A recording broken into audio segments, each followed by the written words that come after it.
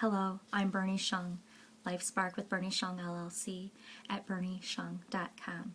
Today is Monday, March 21st, 2011, and this is episode 15 of Get a Life Spark. Okay, if you've been following my weekly video blogs, you know that since February 28th, we've really been having great discussions about closing the gap between where you are now and where you want to be, either in your life, your career, or your relationship. On February 28th, we talked about prioritizing your life so that you can stay focused and disciplined, so that you can begin doing the things that help move you along closer to achieving your success. And then a week after that, on March 7th, we talked about a personal vision. And if you didn't already have one or own or even know what one is, I helped you to craft one that week. So you have no excuse for not having a personal vision now. But basically, it was really stating what your passion is in life. What is it that drives you and compels you to do what you really want to do in this life? Okay? And then the week following that, it was simplifying your life. On March 14th, we talked about how we would begin to reduce, eliminate, and cut out the things, the activities, the people, the material objects, whatever you want to call it, that were no longer serving you and moving you towards the success you wanted to achieve in your life. And so with that, here we are this week. Our topic of discussion today is goal setting. Now, many of you, like myself, coming from the corporate sales background, might be familiar with the SMART goal method. SMART being, for those of you who don't know, specific, measurable, attainable, reasonable, and time-based goals that we set for ourselves in order for us to achieve greater success at the goals that we set. This is not going to be like that. So if you already have that method in mind, that's fine. That's great. You can go ahead and incorporate that if you'd like.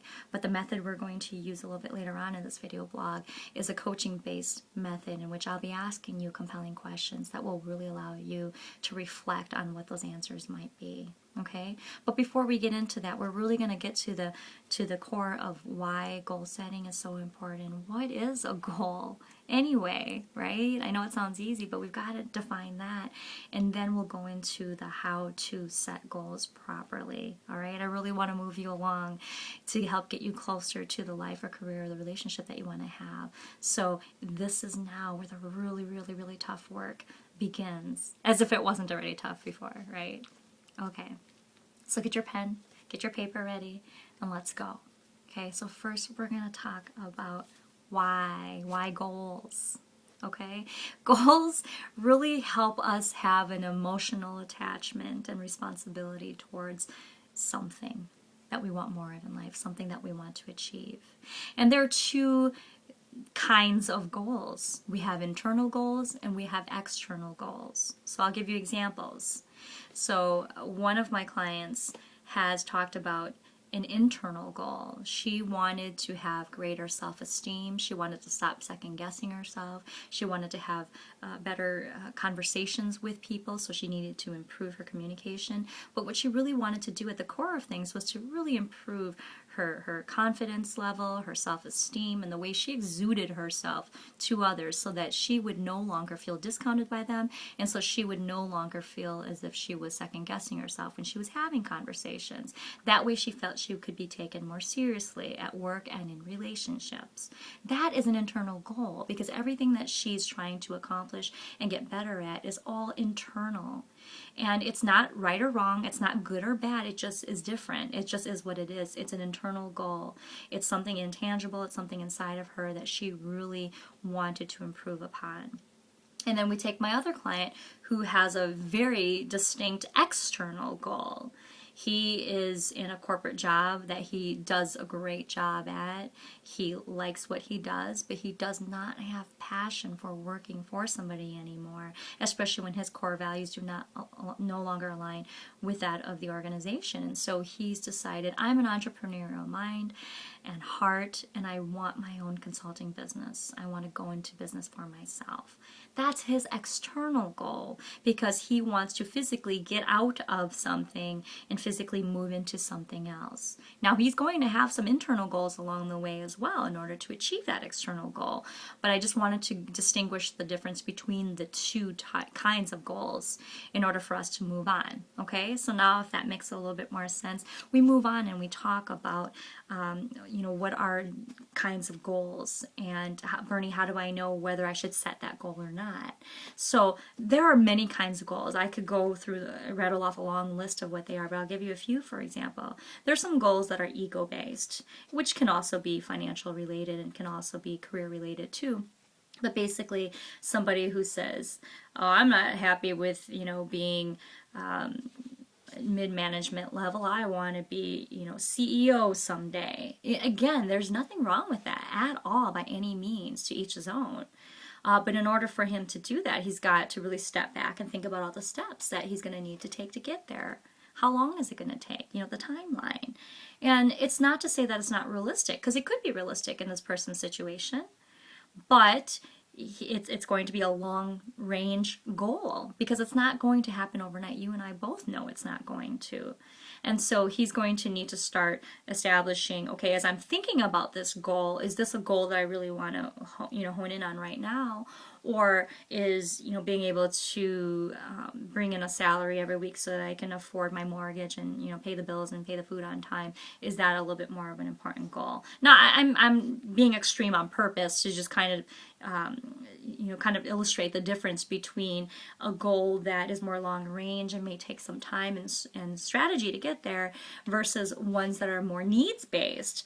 I can barely even pay my bills a month. So Bernie, right now my goal is to just be able to sustain reasonable living and being able to get food on the table, shelter for my family, pay my car payments, and not have to stress about that stuff. Okay, so there are so many goals out there that we can think about, but the kinds of goals that you are going to want to hone in on is really going to be up to you to decide which ones do I really want to take now seriously and start honing in on that, focusing on that, and then getting closer to achieving that.